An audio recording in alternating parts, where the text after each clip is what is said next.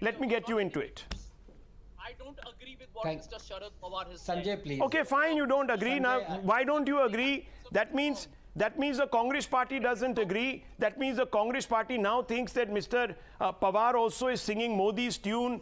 I mean, I can't comment on any political motives here because I don't know. okay, But so then he's speaking the truth, and Mr. Rahul Gandhi then obviously is not. It can't be both, right? No, 1 minute. No politician in this country has some prerogative to comment on corruption. I just need to comment for 20 seconds. Not even, please. no, 1 second, Sanju Verma, please. I don't have so much time. I have two very important guests also right after this. 1 second, Dr. Ranganathan. Yes, please. Dr. Ranganathan. Good evening, Rahul, and good evening to my fellow panelists. I have been waiting for about half an hour, and Dr. Raman as well. So please, can I request my fellow panelists to give me a courtesy of a couple of minutes? I have 4 issues, and I'll deal with each of them very briefly. Number 1, to me, this kind of throwing spanner in the works by Mr. Sharad Pawar reminds me maybe perhaps he was playing violin on the deck of the Titanic, and he looked around and he saw Rahul Gandhi was the captain of the ship, and he then realized that he is actually looking for an iceberg to collide the Titanic with, and he's jumped off.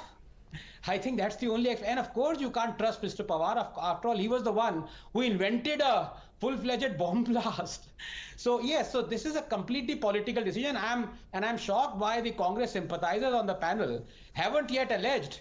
I mean, you talked about the political compulsions of Mr. Pawar, but in the coming days, I'm sure the Congress will allege that there's an impending CBI raid on Mr. Pawar, and that is why he is holding this line. Be that as it may, there are 3 issues that the Congress needs to deal with.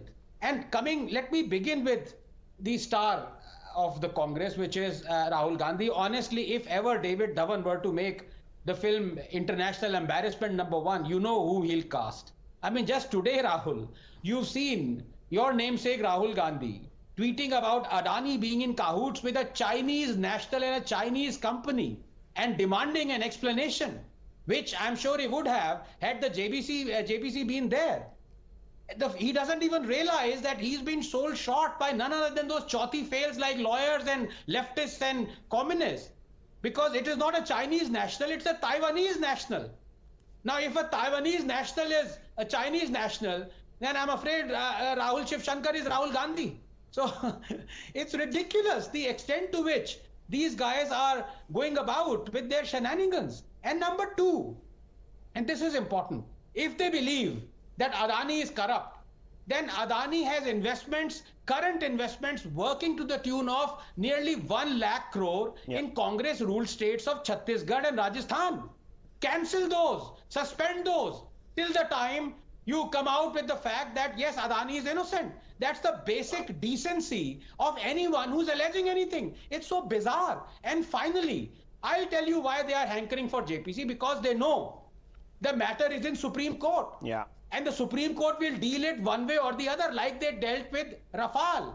Had Rafale been adjudicated by the JPC, it would always have said that Modi is guilty. Or at least we in the JPC, i.e. Congress, said Modi is guilty and hi, yo. Now they can't say the same because Rafale and all other issues were dealt with Supreme Court. So this is what their fear is, that the Supreme Court will come and say, like it has said on Rafale, on Justice Loya, on Ayodhya, on Pegasus, that Modi is innocent. That is their problem. I'm fed up with this. You're fed up with this. The nation perhaps is also fed up with this, and they're paying a cost. Dr. Suman C. Raman is